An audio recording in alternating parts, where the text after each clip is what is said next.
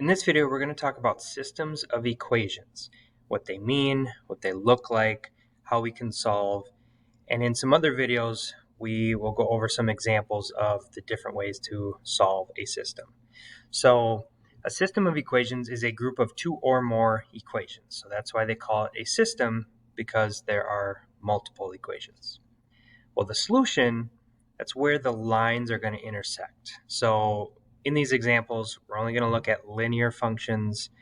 And so that point where they intersect, that's our solution. So whenever you're asked to solve or find the solution here, they're asking for that intersection point.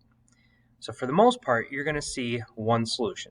Most equations, linear functions, they will intersect at one point somewhere on the xy grid. So we write that as our coordinate xy, but sometimes we're going to have no solution if the lines happen to be parallel because they're never going to intersect. And then we could have an infinite number of solutions, and that's if the lines happen to be the exact same.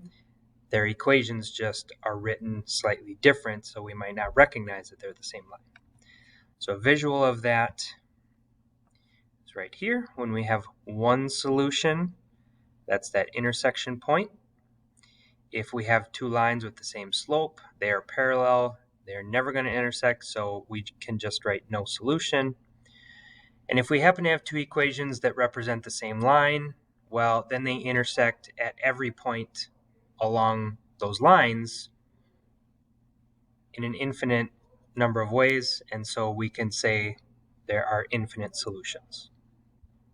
So we're going to have a couple other videos of how to solve with graphing, also how to solve with the elimination method and the substitution method.